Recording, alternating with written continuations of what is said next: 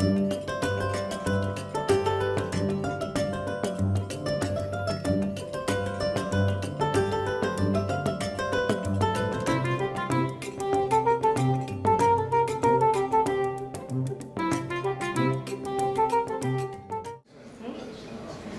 guys can hear me, right? Yeah. What? Hey. I was about to say no one asked you, but then I realized I just asked you, so. You know. Make a start. You know what? I'm actually going to run and close that wee door. Oh, thank you, man.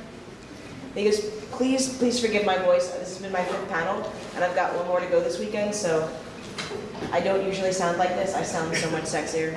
The mic is actually on. It is though, because it makes a noise. But we're all friends here. You know what the crack is. You can yell at us, it's okay. I'm not your friend. That's correct. You're my spouse. The government said so. Your government aside? Yes. No, this is socialism. No, that's fantastic. Under socialism, everyone gets a spouse if they want. Huh. The District of Columbia says we're fine. That's where we got married. Okay, everyone, so welcome to my 2nd lecture for this weekend. Let me introduce myself if you don't know me, if you've not been to an event before. My name is Samantha Swiggle, and I'm coming to you courtesy of the Doctoral College of the University of Ulster, where I'm a PhD researcher. You also might know me as the Omega Geek from YouTube, where I have a series called PsychMedia. I also assist on other YouTube channels, and I'm involved in various other things and stuff. But today we're just going to be talking about role-playing and why it's actually very beneficial for your mental health and well-being. So, just a brief overview of what we're going to be talking about today. Why do we role-play? And when I say we, I mean we as a species, we as humanity. What is attractive about this? Why is this something that we've always been doing? We're going to be discussing tabletop RPGs and LARP, role-playing in video games, cosplay, costumes, and confidence, and then we're just going to have a wee little wrap-up. Will you discuss roleplay within the context of psychology as well? We're getting there. Okay. It's going to be fantastic, I promise you. All of this, like my other lecture, is fully referenced. If you want the references, or if I'm talking about anything, any research you think is really cool, please contact me either by email or social media. If you need that, just see me afterwards. And I could just send you these slides with all the references, anything cool that I found, so, you know, full academic. So, so what actually counts as role-playing? What are we talking about when we say role-playing? So when you're a little kid and you're like, okay, we're gonna play house and I'm gonna be the daddy and you're gonna be the mommy and you get to be the dog. We're not actually the daddy and the mommy and the dog and the kids. We're playing pretend. House is the best example because I think it's one of those childhood games that has universality. It's one of those things that we do as children that we're mimicking the adults that we see in our lives, and we're taking on those roles even though we might be 3 and we might be being told, okay, now you have to go and nap. Well, no, because I'm the mommy, so you can't tell me to nap. We have conversations. This is one of my favorite examples of role-playing, and a kind of discussion called the comic hypothetical. And I heard about this, I want to say maybe 4 or 5 years ago in an article. And the comic hypothetical is a potential role-play setting that is specific to your conversation. And the example that the author of the column used is that he was joking around with his friend, and he mispronounced, they wanted to go to a Lebanese restaurant, and he mispronounced it as lesbianese. Don't know what was on his mind. And this ended up in a really strange stretch of humorous conversation whereby lesbians were at war with the country of Lebanon. Now obviously, this has not happened, this will never happen, but this became a situational hypothetical just for their conversation. And I live in the comic hypothetical, as anyone who knows me can attest. We're talking about formal games, tabletop RPGs, MMORPGs, LARPing, anything that's formally, this is a role-playing game, we're going to be role-playing within it. But also imagining yourself in situations. I'm not the only person, tell me I'm not the only person, who sits in the car in traffic and, okay, well, what if this happened? Okay, what if there was a terrorist right now? What would I do? Okay, what if I was a superhero right now? What would happen? So just that kind of ability that we have to momentarily take ourselves out of ourselves and put ourselves somewhere else, but not in a distressing way, not in a way that would be indicative of mental illness. This is very much a voluntary disassociation. Sorry, can I just ask a Yeah. question? Just when you were referencing specific formal games, it just kind of pinged for me because I don't play these, that all of the ones you referenced were social. Is there like a specific distinction between like the social ones and kind of individual RPGs? Yes, we're going to be getting to that. Okay. You read my mind. Okay, so to let you know, I am an evolutionary psychologist, so a lot of what I talk about comes to you from an evolutionary standpoint. So just a reminder that there are other ways and other theories that you can use to examine the kind of psychological mechanisms I'm talking about. But for the first part, I did want to concentrate on more of an evolutionary kind of standpoint. And this is the image that I chose to represent evolution. And it's really unfortunate that I couldn't use the one that I really liked because it was too small and the resolution was bad. Because it was like this, but it had a wee teeny monkey at the back, obviously like, you know, the root of all primates. But it was in a position like this. Like it was trolling, like, I'm a primate too. So it's too bad you guys didn't get that one. But the secret to humanity's survival is the fact that we are a social species, because group living enabled our existence to be a lot easier. There was a time we didn't know how to process food before it went into our bodies, so we, as our primitive primate ancestors, spent most of our days chewing leaves to break it down enough so our stomachs could break it down so we could derive some energy out of it. When we learned how to take plant matter, to take opportunistically scavenged meat matter and bash it against rocks and break down those tough fibers, our gastric system shrank and our brains grew. When we learned how to cook our food, how to pre-process it enough, our gastric system shrank by a lot and our brains grew a lot bigger. So these evolutionary advances, the fact that we could rely on other members of our troop of primates, other members of our tribe, enabled us to be able to do so much more. It enabled our brain growth, it enabled language, and all of these things are tied into society. So better resources meant the difference between just surviving and thriving, making communities, making something of ourselves as a species. So we go from an individual to our larger tribe or family, to a society, to a culture.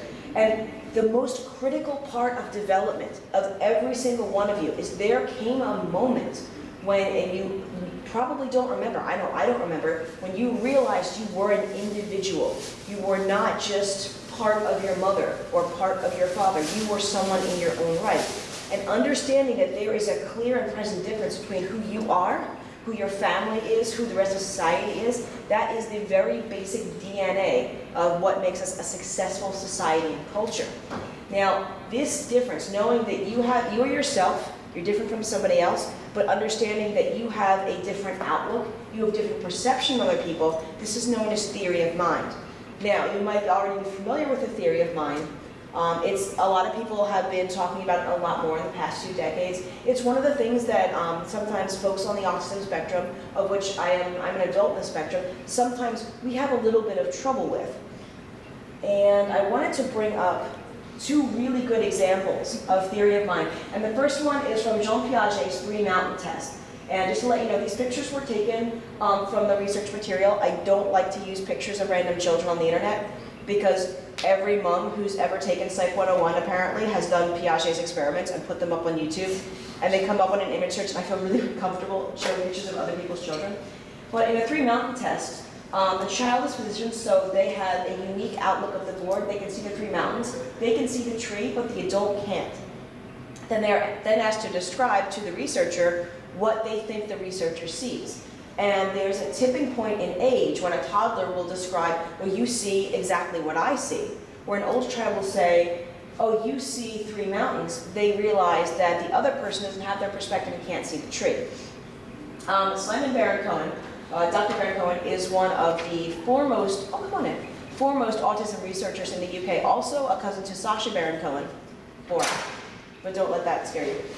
He came up in the 80s with the Sally Ann test. In the Sally Ann test, the child has additional information. And the way the Sally Ann test works is you sit the child down and you say, okay, this is Sally, and this is Ann, you have 2 wee dolls, and Sally has some chocolate. and I'm sorry, Anne has some chocolate, and Anne puts it in the cupboard, and then Anne goes off to work. Well, Sally sees Anne put the chocolate in the cupboard. She takes the chocolate and she puts it in the refrigerator. When Anne comes back, where will Anne look for the chocolate? And again, children who are able to use theory of mind or have aged to the point where they can use theory of mind understand that Anne doesn't know that the chocolate's in the fridge. Says, well, Anne's going to look in the cupboard. That's where she knows that the chocolate is. A child who is too young or who doesn't have a good grasp of theory of mind, they have information that Anne doesn't. They say, well, she's going to look in the refrigerator. They know the chocolate's in the refrigerator, but they are not able to describe that Anne doesn't know that information. They're using meta information. I may be misremembering, but didn't they also find there was sometimes a reversion for a short while before they came back? Like, Oh yeah, if you want to dig into the information, I think it's Baron Cohen et al. 1981. I couldn't include all of it, but yeah, the research into the Sally Ann test and the research into theory of mind is really, really great because it's so difficult to do child research because you have the problem where children want to please the researcher. So in addition to the mechanism you're testing, you also have to understand they are not desperately, but they're trying to figure out what you want them to do. And so they will behave in ways that they might not be behaving at home or in the field because they're trying to figure out what you want them to say so you'll be pleased with them. But dig into it because it's fantastic research. So a lot of role playing is seeing through someone else's eyes. It's how we relate to others, how we cooperate and collaborate. And cooperation and collaboration is, again, one of those things that makes us so successful. We can solve problems. It's trite, but sometimes it's easier to solve problems together. We can sort out conflict together. We can oppose an enemy. We come together to, for example, if there's a terrible thunderstorm that's coming, we can fortify our structure together so we don't end up wet in the rain. It also fosters understanding and pathos. If I can say to someone, hey, you don't look good, are you doing okay? Like, oh, I'm having a really bad day, my car broke down. Oh, yeah, I know how that is. I'm seeing that today through their eyes for just a split second, and it helps me understand how they're feeling. Now, role-playing in therapy, it became a really big thing in the beginning of the 60s and throughout the 70s and 80s, this idea of sitting down with a therapist, and the therapist says, okay, you're having a problem, you don't know how to, for example, talk to your boss about a raise. Why don't you pretend that I'm your boss because you're not intimidated by me, you're not threatened by me, and so let's sort out what you think you might want to say in this space where you feel comfortable doing so.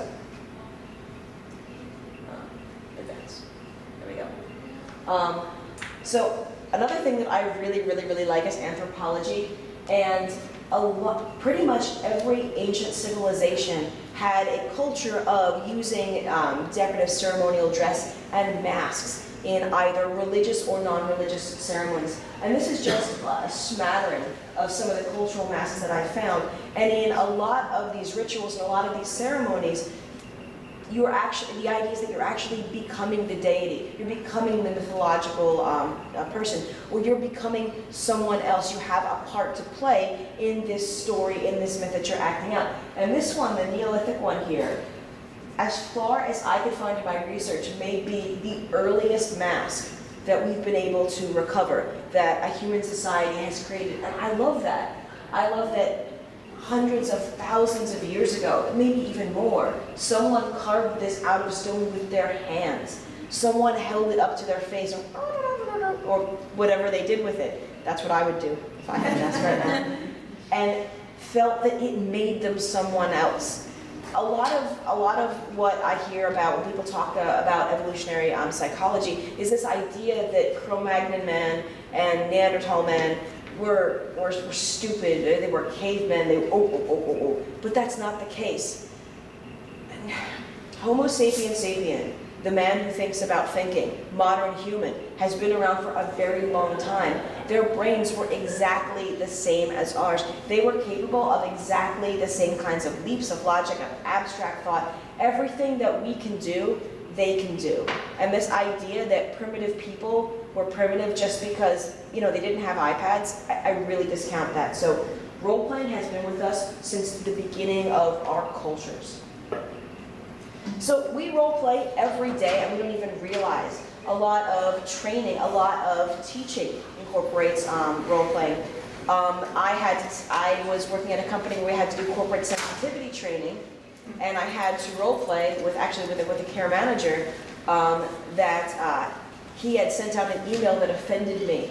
And oh my God, it's so good that this isn't on the internet, because I could never run for public office. It was so embarrassing. I was like, oh Tom, I have to talk to you about something. What is it? You see that email that you sent out? Well, don't worry, you can talk to me about anything. Well, you see, it offended me. Oh no, I feel so sad that that happened. I'm so glad that, rubbish. Parents role play all the time. Okay, it's time to go to bed. Okay, yeah, but see, but pretend that, what if I was on Mars? Okay, that's grand, but you still have to go to bed. No, but see, what if we had a pet giraffe? Okay, well, come along. So, are there any parents in the audience today? One, is this the truth? Yeah. I thought so. I mean, I'm not a parent, but I have a lot of nibblings and nieces and nephews, and I see this all the time. Just existing on the internet, just existing on social media. I know a lot of people say, don't compare yourself to other people on social media. You're comparing your blooper reel with their A-list, and that's true. Even people who think, I'd like to think that I'm completely authentic on social media, but that's not the truth. I'm going to take 3 pictures of the sandwich. That one looks the best. We role play a better version of ourselves, a version that we'd like to present to other people. Intimate role playing is also something that humans do. And I warned her that I would tell the story, but I have a friend whose partner was away on business for several days, and when he returned, she'd been drinking, and she's like, well, it's close to Valentine's Day, I have this idea. And so she dressed up all pretty, and when he opened the door, she said, and she had to ad-lib, and she's like, hello, doctor, I am also a doctor. And she was telling me the story. I was like, was it a role play thing? She's like, I don't know where this came from. It's like, I did a bad thing.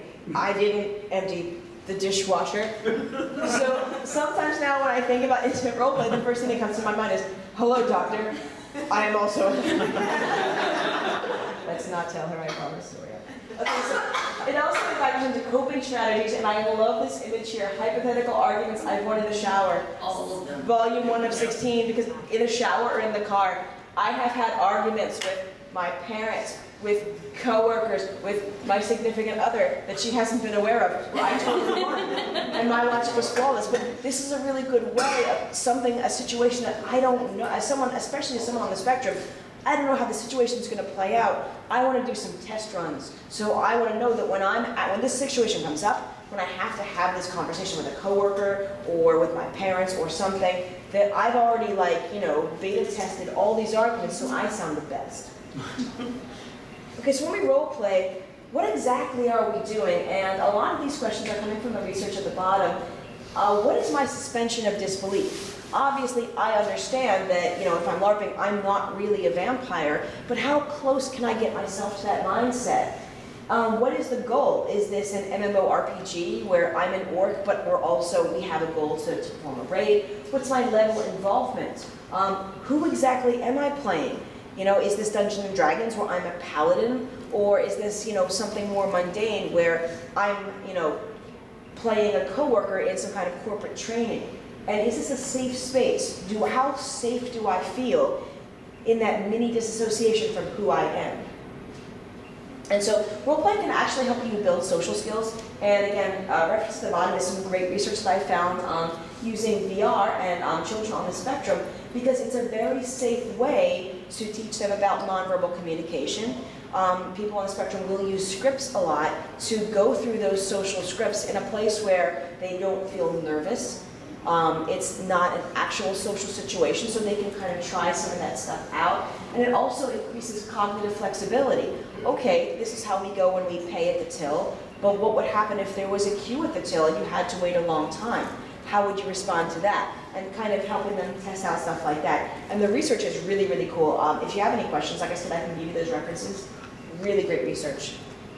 So a little bit about tabletop RPGs and LARP. If you don't know, if you've never played any of these before, they depend on a shared setting or shared reality, and they are very much a group activity. This is not something like some of the role-playing we'll discuss in a bit that you can do by yourself. They occur on 2 levels. You're role-playing a character, but you're also acting as a cooperative in a group. And I tried to kind of mix some stuff up with some of the games that I'm familiar with and some of the games that are quite popular. Like I haven't played Pathfinder, but I know it's quite popular. I want to plug Pugmire down in the corner. If you've never heard of that, it's basically D&D except for with dogs. And it's really great. There's a companion book called The Monarchies of Mal if you'd like to play a cat instead. Vampire the Masquerade, if you're familiar with any of White Wolf stuff, the original Dungeons and Dragons, Palladian Rifts, Call of Cthulhu. Woo! There you go. There are so many different tabletop RPGs and LARP out there, so if you've never heard about this before, or you have, but you've never really got into it, look some of this stuff up. I'm sure you can find like a lot of resources or gaming groups in your area. I can help with that. Yeah, there you go. So who are you when you're not you? So TTRPGs and LARP, they have a lot more fantasy and science fiction elements. They allow more creativity than something like corporate role-playing or training or hypothetical arguments in the shower. Tabletop RPGs, especially Dungeons and Dragons, were involved in one of the 80s moral panics. And I haven't found any research into this, but this is something that I personally believe is that the 80s were very big on conformity. And like these things go in 30-year cycles, so like the 1950s, 80s conformity kind of frowned on this freedom. Okay, well, you're middle class and from this area, you're lower class and from this area, this is how you should behave. This is your social group, jocks and greasers and mod kids and all that kind of stuff. What do you mean you're going to be a gay paladin? But speaking of gay paladins, it's an opportunity to roleplay a novel life experience. Now, obviously, I'm not a barbarian dwarf with a big old axe. I never will be a barbarian dwarf with a big old axe, but I can roleplay one. I'm never going to be a vampire or a werewolf. I'm never going to be researching a Cthulhian cult, but I can experience a bit of those life experiences through role-playing games. And this characterization leads to imaginative thought. There's so many people that I have seen brought into role-playing for the first time who are like, well, what do I do now? Anything you want. Okay, I take my sword out. Okay, what are you going to do? Oh, I'm going to attack that right over there. Okay, roll it. Let's do this. And thinking in ways that they never even thought was possible. And it's also a bit of escapism. At least I'm not me for a few hours. Like, I was an angsty, bullied high school kid, and I played in the local vampire LARP, and I clashed with my parents, because who doesn't when they're a teen? And so that was really great, just stomp into the game, at someone else's parents' house. Oh, what's wrong? No, I played with my mom, she would give me a ride, and I'd walk. And at least I could not be me. I could be an ancient vampire who's really, really powerful, and who doesn't have a curfew, mum. My parents are actually really nice, though. I just clashed with them a lot when I was a teen. Okay, so unfortunately, into every bit of group psychology, a little bit of social identity theory must fall. And it's too bad because the font is really wonky on this version, but that's okay. Social identity theory comes to you courtesy of Cashel and Turner in 1979. It is a lot of jargon. It's a lot of very heavy kind of stuff. If you're interested in social identity theory, I've done, there's an episode of PsychMedia about it, or just Google search, you will find a lot of stuff, because it's very fundamental in talking about interpersonal intergroup theory. So when you're in a LARP group, you have that really great in-group cohesion. We're all friends, we're all sharing this experience. This is all something that brings us together, kind of binds us as an in-group. You have your out-group opposition. Oh, well, don't talk about this with Sarah and Greg, because they're not going to understand, they don't game, not that you're looking down on Sarah and Greg, but they're just not part of the in-group, You have that pooled group status, especially if you're part of a larger organization like the Alliance or the Horde or a LARP organization. It also informs your interpersonal connections. Well, I joined this LARP organization, and now I've got friends all over the country or all over the world. And both of them, that both boosts both your individual self-esteem and the identity that you derive from the group membership. Is anyone here from Camp Canada or Minds Eye Theatre Canada? So I know that there are some LARPers about. I know a lot of people when the Canadian group split off, that their identity as LARPers kind of changed. And so it's also a lot about team dynamics. So for everyone to have a good time, you guys have to all be on the same page. I used to role play back in high school with a kid who, this is his real name, so I'm not going to use it, but both his first name and his last name meant penis, and in American vernacular, and his father's, both his first name and his last name meant penis, so he was Dick Dick, son of Dick Dick. He was a real prick.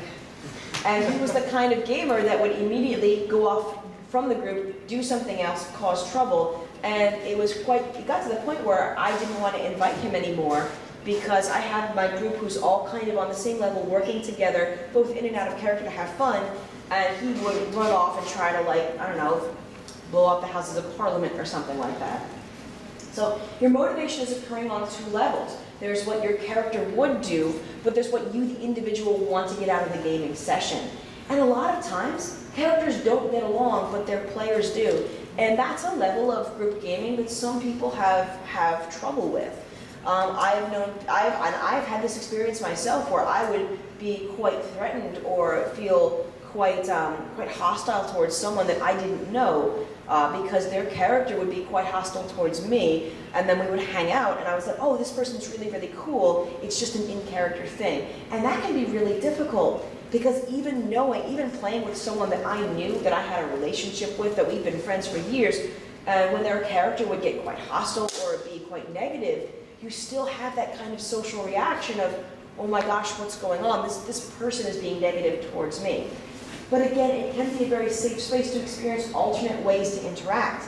A lot of people who said that, oh, I would be quite introverted, like playing online or playing in a group that they trust, could experience how to be quite extroverted. And that's a safe place to explore that, where they're not risking any social status, any capital, they're not going to be threatened by anyone, and they can kind of feel out, what if I played a character who's like this? Just check the time here. Cool. So if you've never LARPed, LARPing is live action role playing, and it's kind of like an improv play where everyone writes the script in real time. And that's how it was described to me when I was in high school. And there are some pros and cons to LARPing. It is very immersive. But on the other side, it is very immersive. So it's very easy to get lost if you don't know the rules, if you don't know what's going on, and to feel kind of out of place. It is very fast-paced. It's not like, okay, stop and roll, okay, stop and consider what your character is doing, because it's occurring in real time. But that can be kind of confusing and kind of off-putting for someone who maybe only has a tabletop RPG or video game RPG experience, or maybe only has drama experience where everyone knows the script, things are going according as planned, and they can feel kind of confused and lost. It's a very cooperative kind of experience, but it can be quite cliquish. Again, I was in the Camarilla, which is now Mind's Eye Theater down in the Mind's Eye Studios down in the States for a long time, and that cohesion is really good, but at the same time you do get very cliquish behavior, and that can be very upsetting and off-putting. And again, you have great group cohesion, but where there's in-group and out-group, there's also intergroup conflict. And so that's one of the things that I wouldn't recommend LARPing for everybody. It's really cool, and yeah. We have a LARP room actually on the second floor. Go on, plug it. Every hour they do a different LARP, so if you just want a quick mini LARP just to feel what it's like, just over in the convention center, second floor right across from the board game room. Yeah, totally check that out. Because LARPing's not for everybody, but if it's for you and you find out it's for you, it just kind of like changes a lot. So I'm going to be very honest with you, conflict of interest. I chose this game on purpose. This is #iHunt, which is a tabletop RPG that is not yet released. It's going to be released later on this year. And it's brought to you by Machine Age Gaming. And I came to them because I know some of the creatives that are involved with it. And I said, look, I'm putting together this lecture, and your game is really, really cool and has really cool aspects that I want to discuss. Would you mind if I used your IP, in my presentation? And they said, sure. They said, fine. If this game sounds interesting, you want to follow them on Twitter. There's their X profile. A really, really great group of creatives that I've known for many, many years. And #iHunt is the idea of hunting monsters or being like a vampire or a monster hunter in late stage capitalism, gig society. And I love the promotional material that they put up. The average American spends over $10,000 a year on healthcare. That's 2 vampires. I was just reading a story off Twitter this morning about young people in the States who are rationing their insulin, so they're not a financial burden on their families. You know, what if that was you? What if you had to kill vampires to pay off your student loans? Then go ahead, buy the brand name mac and cheese because you killed a werewolf. There's another one that's like has like a guy like checking, you know, looking at his phone, sitting on a building, looking all popular and athletic and everything. It's like he's lived for 10,000 years. He's killed thousands. He's never met you. Go get him, tiger. And I love that because this is role-playing as a way to understand societal problems and injustice. You can bring whatever themes you want as a game master or even as a player into game, but I like the idea of socially driven games. Like this content is very salient. It lets the experience teach. What if that was you?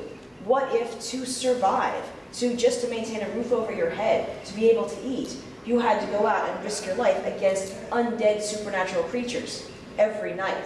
And I feel that really does describe the way that a lot of my generation and the generations below me kind of feel. That we are basically forced to slay monsters, to work 3, 4, 5 freelance jobs just to pull everything together. And I love that this comes together so cohesively in a game.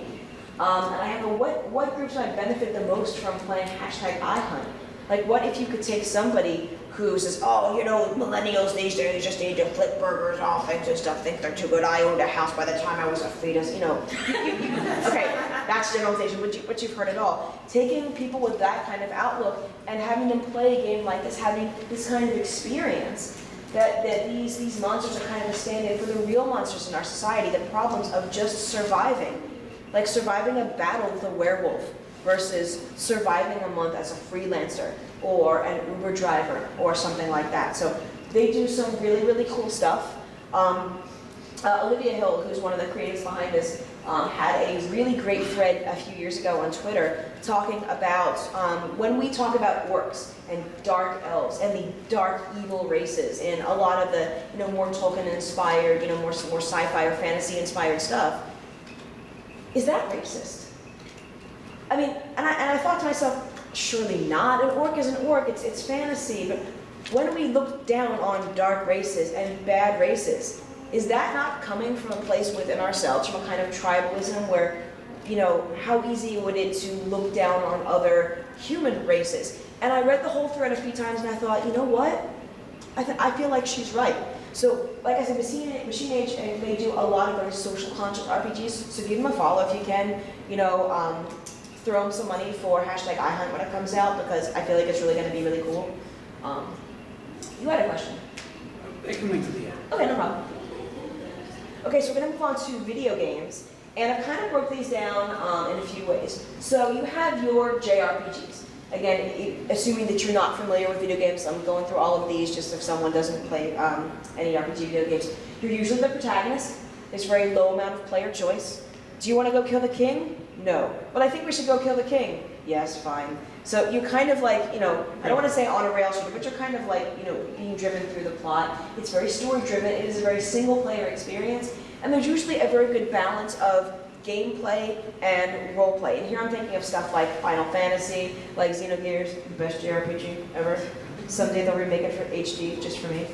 You have your Western RPGs, and usually this is a character that you design, and there's a lot more player choice. What are we going to do? Should we manipulate the king? Should we kill the king? Or should we just, run away and not do that at all? It's very story-driven, but there are diversions. Yes, friend, can you please go and get me 10 rats? And it's always 10 rats. What are you doing with 10 rats? Usually a single player experience, and there's a lot more emphasis on role play. And here I'm thinking specifically of stuff like Skyrim, stuff like Dragon Age, which is my very, very, very, very most favorite. Things like Mass Effect, where you have a lot more control, and sometimes it's moral choice control, but you have a lot more control on where the story's going. What I really love that BioWare did before Dragon Age Inquisition was, because their games spanned a few consoles, they created a website hub that you can go, put in all the decisions you've made in previous games, and import that world state into Inquisition. So it really kind of personalized everything for you. Then on the other side of the spectrum, you have your MMORPGs. You usually design the character or play a template in something like Overwatch, I'm not quite sure how much Overwatch counts as an MMORPG because I don't play many shooters, but as I understand, like people will kind of fit themselves into the character templates, almost as if it was a personality inventory. Like, oh, I only play Mercy. That's the only character I've heard of. You know, I only play this other character because I typify the personality traits of this other character. And that is complete player choice. You know, if you're playing World of Warcraft, you can go and collect 10 rats, you can go on a raid, you can go run up mountains just for the view, you can do whatever you want. It's a completely player-driven experience, but it is multi-user and there's a very open game balance. I know people who just roleplay on World of Warcraft, but then again, I know people who just raid, they're just about the stats and the numbers. So the good thing about video games is no matter what you want out of it, there's probably a game that fits the experience you'd like to have.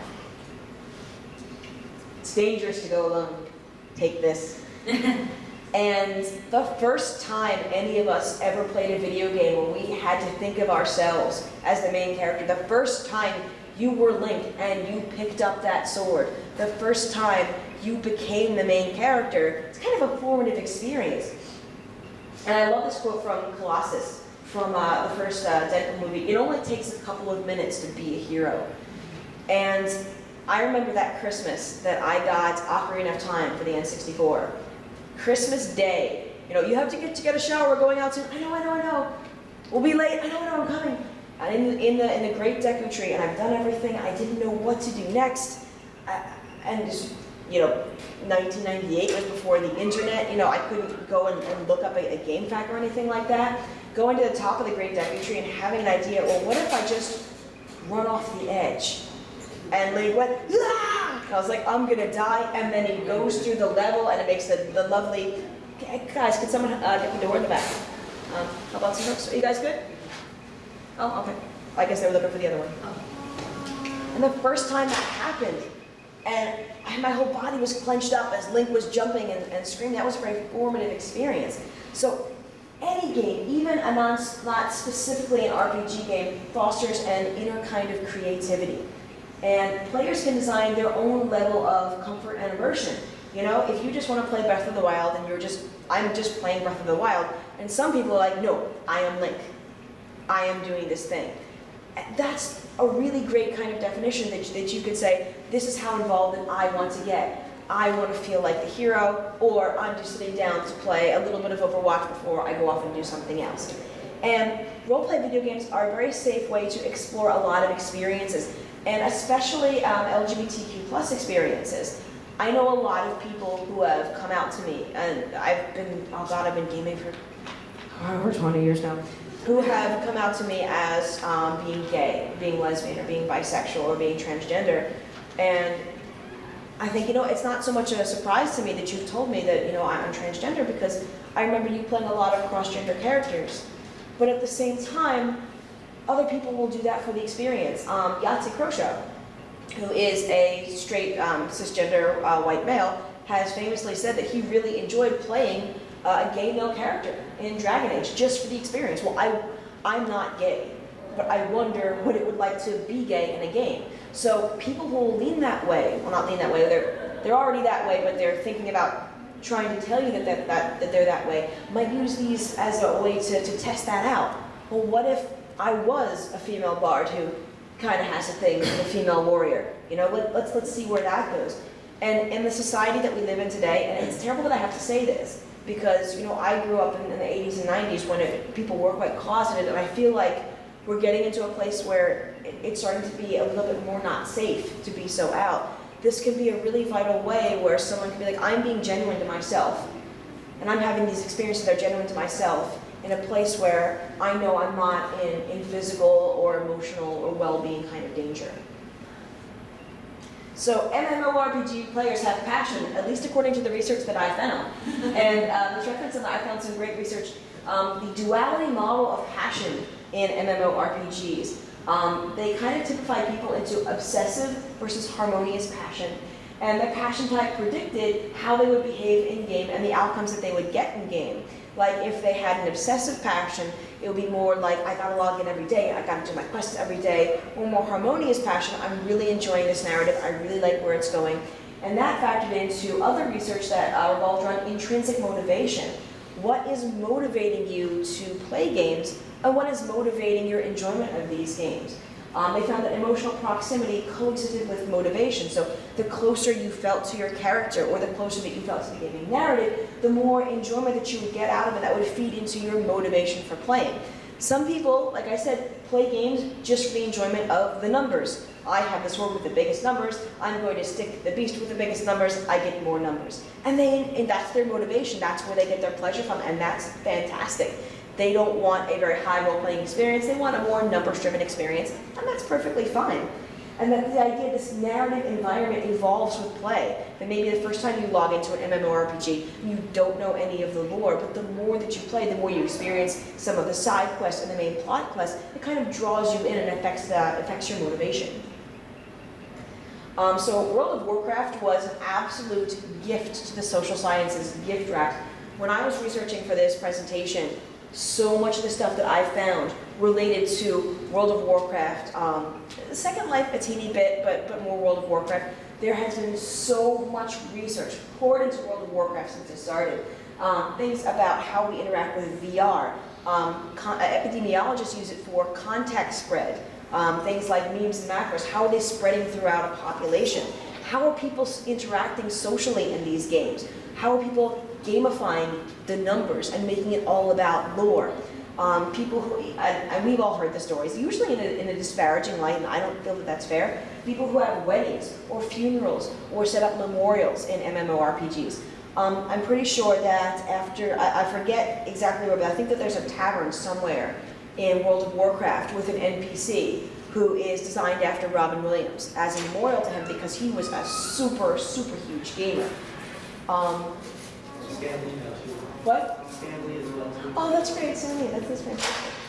I know that in Star Trek Online, there are memorials to cast members who are no longer with us.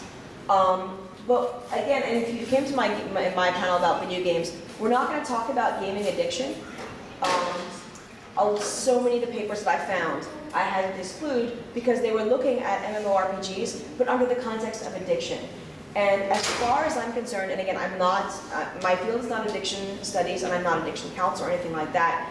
As far as I'm concerned, I don't like to talk about gaming addiction as though it is different from any other kind of addiction. It is addiction, and the thing that you focus that addiction on is gaming. And it creates a dopaminergic response in the brain. You are deriving a specific kind of motivation from it, but I don't see it as being any different from being addicted to coffee, or I don't want to use anything with chemical addictive properties, that would be incorrect to say, but any, like a sex addiction or something like that. Yeah, you are doing it because you feel an obsessive or an addictive need, but intrinsically it's no different from any other addiction, and I really dislike the changes to the DSM-5, which made it its own thing. I disagree. Okay, so I want to talk very briefly hit moral activation and disengagement. This comes from Schaefer 2012. And again, if you want the reference, see me because it's a fantastic paper. I covered it in a lot of detail in my video game lecture. But a lot of games will go for this moral choice. And I'm really, really proud of this image of my little BioWare type moral compass. When I play games, and I will tell you what, and especially Western JRPG, I'm going to be a male warrior who's completely good. I do all the good things because I want to be that.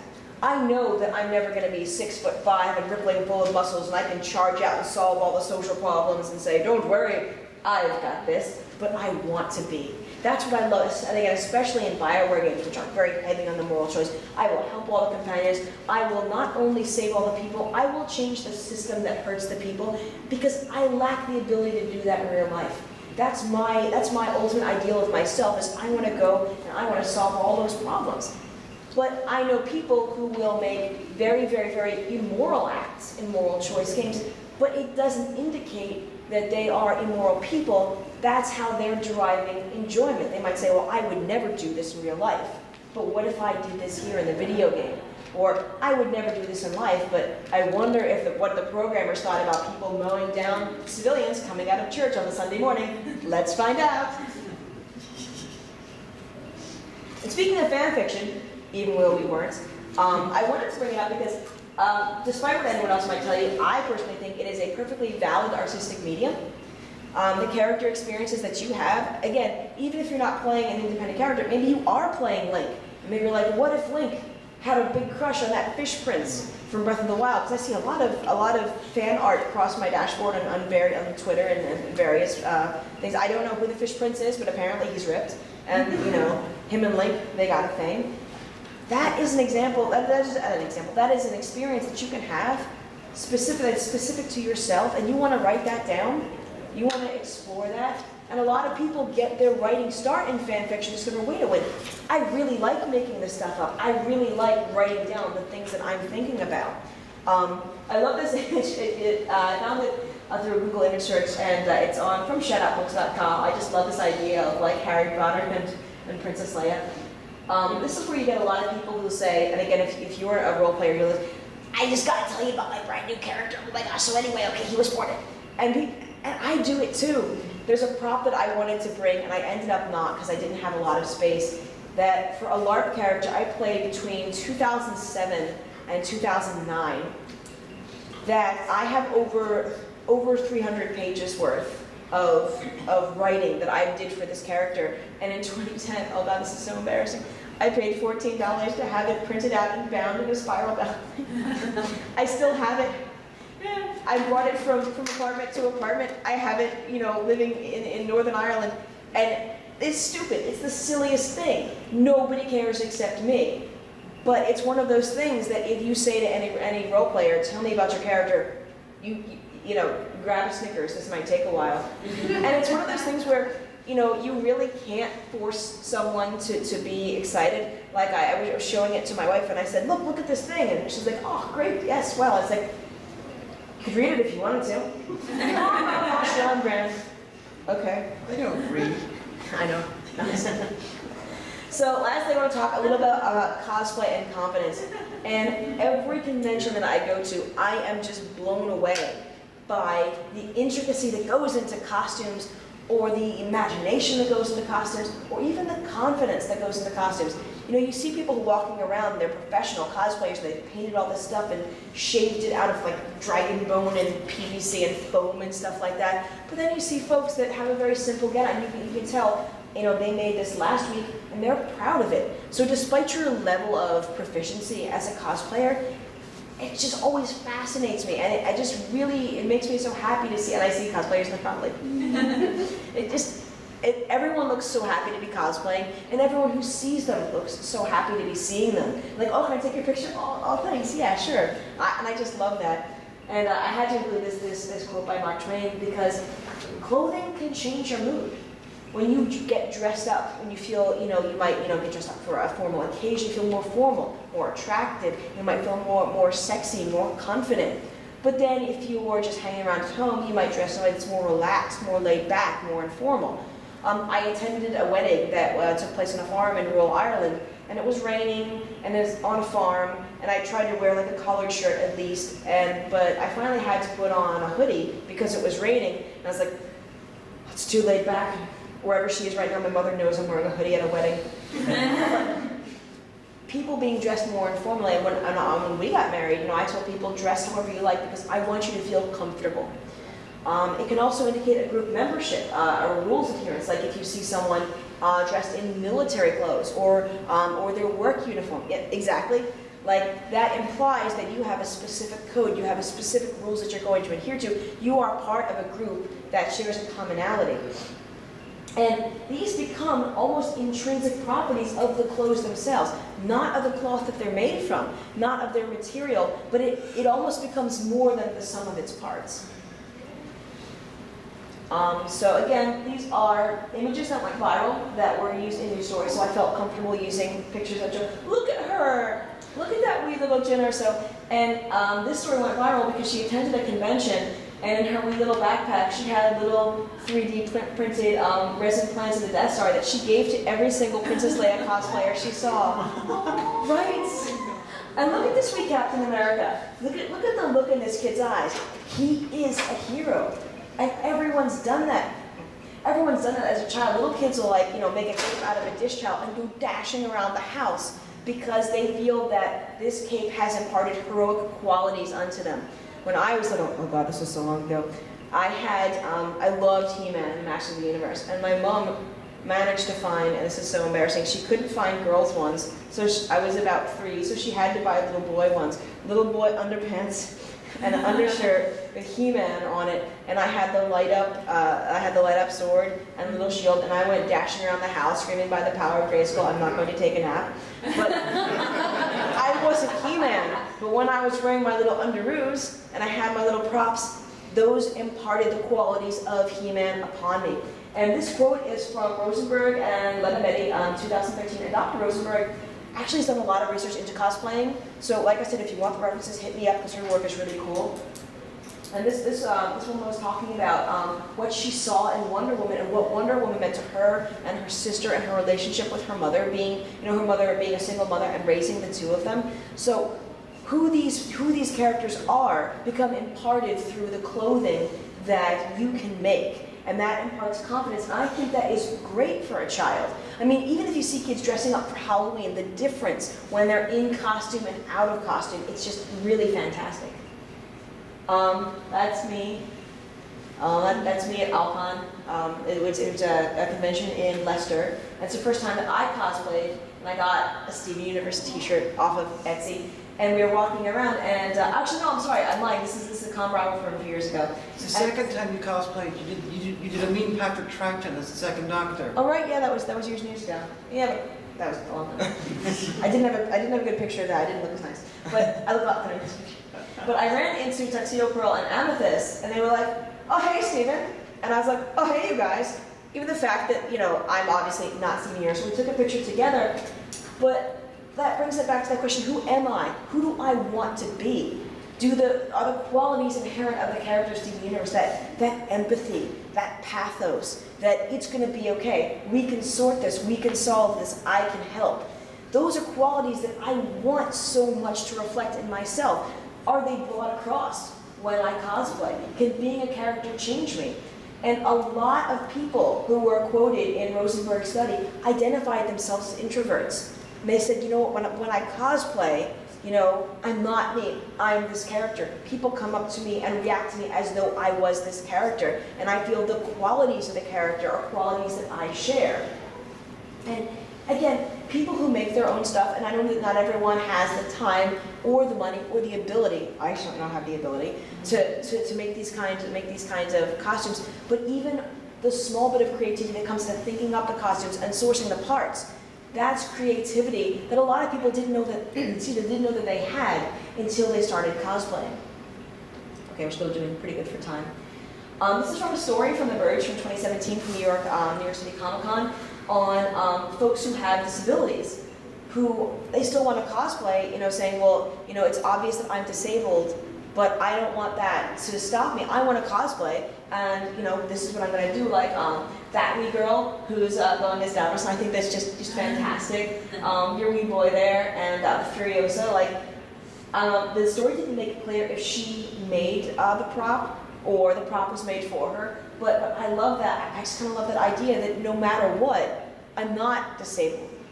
I'm not someone who is of a specific minority. I'm not someone who might be on the spectrum or who's dealing with a mental ill or physical illness. I'm a cosplayer. And this quote is from a cosplayer on the spectrum, just talking about you're just relaxed, you're in your environment, you feel safe, there's other people, there's no one judging you, we're all cosplayers. And I think that is so very, very important. Which is why I think that cosplaying, more than the other role-playing aspects that we've talked about today, is more about confidence, because you're putting yourself out there. You're not behind a keyboard. You're not behind a Dungeon Master screen. You're actually out there on the con floor. And that's a risk. That's a social risk.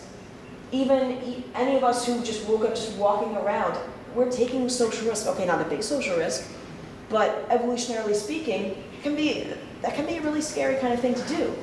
And saying that, I'm coming out as Daredevil today. I'm coming out as your woman from Brave, who's, no, I can't pronounce it. Rydia, right? Rydia. Thank you. Rydia. I haven't seen it, but I heard it's good. That you're not only taking the risk of existing as a human society, you're taking the risk as saying, look, here I am. And everyone looks, and it's okay. How many of us, if you walk into Starbucks and everyone looks, and be like, oh. there was a Mexican grill chain in the States called Moe's, and the first time I walked into one of their locations, everyone, the folks up to "Welcome to Moe's!" And that's the thing they do, and and I left. I went to Subway. Too much. So if you've ever seen PsychMedia, and you can find me on YouTube, there's a certain point of the episode where I say, what about you?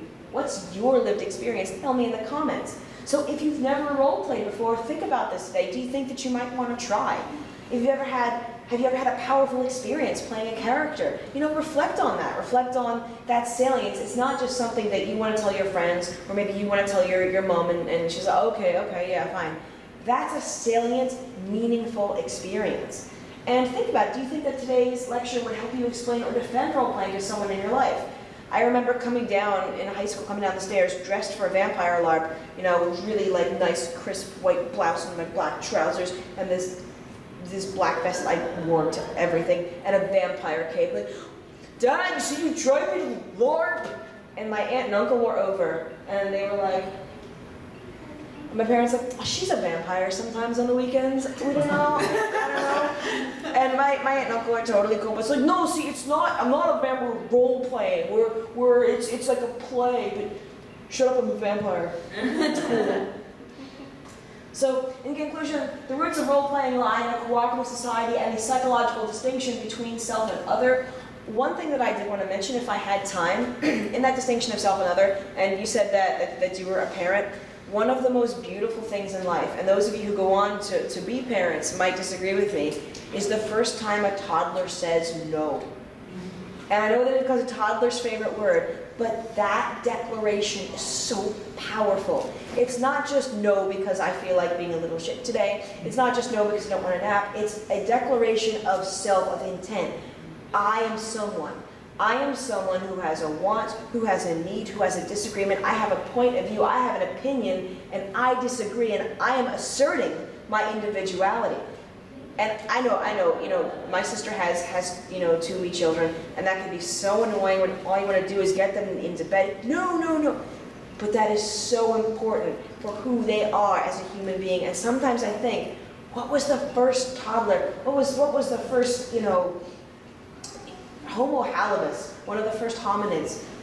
What was the first indication of no? Pre-verbal. It had to be something that says no. And that was saying, I am somebody. And that's one of the reasons I'm so into psychology, that idea that we came from people. We came from a species that couldn't even make fire. And we control a robot on Mars. And it all came from something as simple as saying no. I am me and you are you and I am different. No, I don't want that. So role-playing can help us understand ourselves and others. Again, relating to yourself is how you relate to others. Like I said, I'm an adult on the autism spectrum, and so role-playing is a way that I can say, when I come into a conversation, the first thing I want to do is tell you all about the things that I want to talk about. No, stop. Ask how their family is. Ask how they're doing. She looks tired. She doesn't want to hear about your bullshit. It's been a way that's helped me, okay, other people are different. They're not going to be looking at the world the way I am. And that's a really great distinction for anyone, not even people with issues with theory of mind. And there are a myriad of emotional, cognitive, and mental well-being effects from role-playing. We only scratched the surface. There was so much research that I wanted to include that I just didn't have the time or the space. If you want the references, if you want these slides, please come find me. If you're looking for research, Google Scholar is great.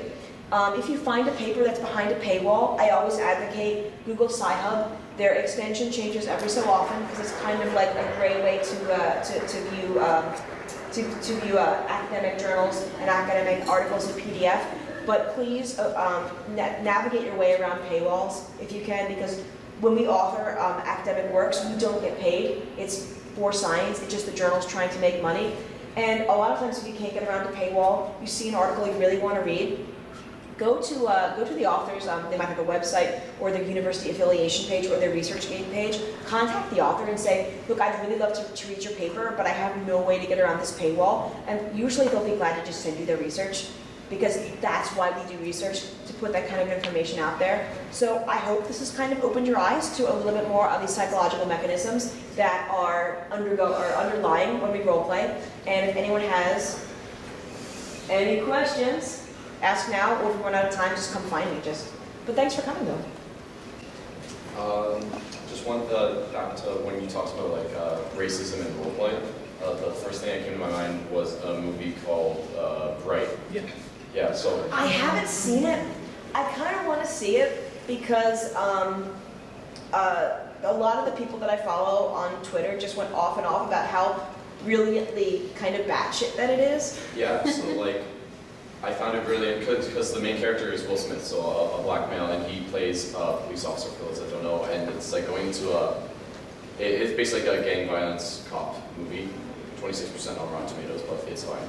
But it It's has based on Shadowrun, right? yeah, so there's orcs and elves, and his partner is an orc who got his tusks removed, and as soon as that was mentioned, and he's like, oh, I don't like my partner, and his wife is like, why? He's like, oh, it's an orc, and I was like, I see exactly where this is going. And that's the thing is that a lot in high fantasy, with the exception of like Tolkienian dwarves versus elves, you do have very, very, very physiological and culturally different races coexisting pretty peacefully, depending on the setting. And we're all the same species, and we just can't get along. And that is such a great way to conceptualize that. Actually, the follow-up to that, you mentioned Shadowrun, or you mentioned Shadowrun, is... Yeah, I really got the Shadowrun vibe from that movie. Well, and yeah, and that's the whole thing. Shadowrun came from the 80s where they used orcs as a sort of parable for people of color, that they were marginalized, and then the elves were the parable of the rich and the elite because they were beautiful and charismatic. And Shadowrun has done a lot with that over the years, and I think I was really hoping Bright would have been better. It wasn't. I think a lot of people. It wasn't written well, but what they wanted to show was amazing. Yes, and the setting. Absolutely, I want to see more of that setting, but there's something lacking in the presentation. Oh, definitely. On the reverse of both of you, this world, oh my God, Yes. it flips everything on its head. But it has the goblin and anybody afraid of spoilers? Yes. Okay, I'm just saying, it has that, but at the same time, it flips it, and it is so freaking awesome. And like the two of you guys talking about Shadowrun and orcs and Bright, this world is opposite what to say. Yeah, with the trolls and the dwarves are at war and that sort of thing. Yeah, and also the elves and the goblins and the orcs. Okay, I never read that one, but I imagine. Terry Pratchett has some very interesting parable works, so yeah. Another thing is Dragon Age. I remember David Geiger saying that when they designed the Dragon Age setting, they wanted to invert a lot of fantasy tropes. You have the Kunari, who are basically orcs as philosopher kings, and then you have the elves as this kind of like, ghetto-driven. They have to live in like specific ghetto areas, kind of underclass. And that was really cool. You had, and then you went next. Totally different from what's when I roleplay, I have a particular character who's going through some really thick mental stuff, and the thing I love about it is, for anyone else here that suffers from atypical issues, you know that there's not going to be a magic pill. It's not going to be easy, and you're probably never going to be truly better. But I love role playing because it's like, well, maybe they will. Maybe I can make it so that they get better, even though I know I won't. Like that's kind of a proxy. This is a space where I can experience this. I play tall characters. You might have noticed I'm short. My wife is 6'3". A lot of times I have to get her to get the dishes down. But in the game, and that's what's so great, and I really wish more people would embrace role playing, is just it's that experience of something might be wrong. And maybe the thing that I feel is wrong might never be sorted, but I can go to a place where everything's fine, and I'm me, and I'm fine. Yeah, that's so beautiful. I'm so glad that you got to experience that. So one thing I've noticed on rereading a bunch of older books, like David Eddings and Lovecraft in particular, is you really start to pick up on a lot of racist overtones or sexist overtones. I'm just kind of curious, with gaming in particular, is when is it kind of a bit too far, when it stops being just something enjoyable, where just this is too blatantly racist or something? That it's one of those things that gets so hedgy, and what I would say is that has to be a thing that comes down to individual differences. Like when I'm GM, well, I will do okay, and then we fade to black. I'm running a Pugmire game for some folks, and it's their first time gaming, and I said, look, it's mostly a high comedy kind of. They get into a lot of trouble. But I said, look, if something gets too gory and you don't want me to describe that, I don't run games with sexual violence. That's not going to be a thing. But then I remember in what the cam's become now, there was a huge debate several years ago when a lot of people say, we're not comfortable with sexual assault being a thing. We don't want that, and it was quite. I left the club at the time. I didn't have time for it, but it was quite an upsetting debate because you had people arguing in favor, saying, well, it's my freedom of speech and that's how I want a game, and some people saying, I'm not comfortable with that. And it's unfortunate, but if your values as a player and what you're comfortable with conflict with your gaming group to such an extent that it's causing you distress, you have to step back. Because if you have a group that's all on point, like, yeah, we're not going to be doing this, this is not where we want to go, and you have the one person that wants to go there, a lot of times they look, we're at different odds here. And it's one of those things that's so difficult because so many people want to be in so many kind of ways, Does that kind of answer your question, Mike? Cool. Whoever was first, holler out. Okay. So just to add on to that, first of all, what's his name? Lovecraft. I always. Oh yes. Just because I love the mythos so much, I'm always like, he's dead now and a product of his time. And he doesn't get this money. But he's like the worst. It's so hard. It's so hard. It is. I just love the mythos. Racist for his time. Yeah. Unfortunately, the product of his time is coming forward now. But partway towards the end of his life, he was improving. He probably realized that he was trying to get better. Yeah. But then also like a big thing that I want to do, like for that is always having like session zeros for these kinds of things. Like what are y'all comfortable with? What themes and story models do you want to use in these? Like what's good, what's not? And then also when those things come up and people are saying, oh, like this is my character, this is my freedom of speech, I always say, your freedom of speech doesn't give you a right to oppress other people. And that's a conversation that a gaming group really has to have, because I as a DM wouldn't want other people to feel uncomfortable. I wouldn't want them to dread coming to game, or even like if it's not a big issue like racism or sexism or anything like that. Even if it's something that they're having a problem with another character, and as a player they're not sure, that's something that we have to sit down and discuss to make sure that everyone's having a good time. And then what was Celia? Not his stuff, but the ones before. We were talking about how players are uncomfortable with some topics. Part of his stuff. For our gaming group, we kind of had a discussion, not the first one, but the second session about what triggers everybody, and is everybody okay with certain subjects, and we have a safe word. Oh, that's really good. I say to use that safe word outside of Okay, so kind of like that became a thing in your like group of friends, like. Because apparently the word triggered is becoming problematic, so we just use the word, we use this safe word now, so people are like, you know what, it doesn't matter what you said, the point is someone's uncomfortable, let's step back. As a mental health professional, I really dislike where the use of the word has gone, because I really feel it's being used as a tool to make people feel bad who already feel worse. Do you know what I mean? So yeah, I agree with you. I don't know. Well, I was going to say, I'm actually one of those players that even as a DM, I let anything go, but there's always a clear expectation that at the table you have to be able to read your fellow players. That, I'll let you go wherever. There may be consequences to it, but you have to watch your fellow players. Yeah, like if everyone's on the same page, like, okay, we're fine with this violent scene, and then everyone's fine with the one, we're like, oh, I just. Yeah, and I mean, your person who's running it has to keep an eye on it as well, because I mean, there are some people who will just not speak up, but part of your job is to watch the table and see, you're starting to look a little creeped out. Yeah, are you doing all right? Like, you just give it a subtle nudge in some different direction. You don't have to be heavy-handed about it. And that's perfectly fine, but as long as everyone's on the same page, it's about having fun at the end of the day.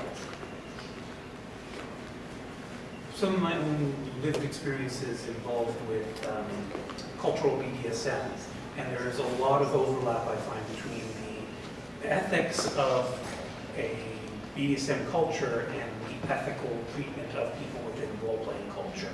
Is negotiation, understanding, and aftercare is something that doesn't usually get brought up in role-playing, but has a really good benefit of taking a moment to debrief afterwards, find out what worked, what didn't, where we go next session. That's a really good comparison, and you see that a lot in LARP, like afters. We're all gonna go to Denny's or IHOP or your local diner, and it is a really good chance for like, oh, well, that was a great game. Oh, geez, well, you really screwed my character over. I tell you what, here, pass that. I won the ketchup. Yep, thanks. So I never thought about that before, that kind of like whatever happens on a consensual level. And you had a question I think we have to clear out because they were giving me It's actually just more of just a quick comment. We did a panel yesterday and they were talking about how to set up like role-playing games and how to interact with them. She had mentioned about putting an X card in the middle. The fact that the human beings also too, visually and verbally, you learn visual first. So the fact that the card would be there to touch, because like this gentleman was mentioning as a GM, you would like to be there, but I just find a lot of, because again, a lot of people like you were mentioning is on the spectrum, and I work with a lot of kids on the spectrum, and they don't pick up social cues. So facial expressions and that, they can't see that somebody's upset versus sad and contemplating something that's going on. So I really like that idea of just having a visual X in the middle, and the fact that somebody can touch that in case other people all have, we're hoping, have good intentions, but the fact that even the GM themselves might not have the cognitive ability for social. I need to tap out right now. I've actually done a traffic light. Either red you don't want, whatever, yellow, I'm kind of okay depending on how it goes. Yep. Green get people. Kids learn that as little kids, right? Like, so, yeah. And I remember in the camp we had that the 24-hour rule that you would declare. Look, 24-hour rule. I want to talk about this, everyone. We're gonna take 24 hours. We're gonna chill out, and then we're gonna come back to the table once there's cooler heads prevail. Thanks everybody for coming. I hope you all.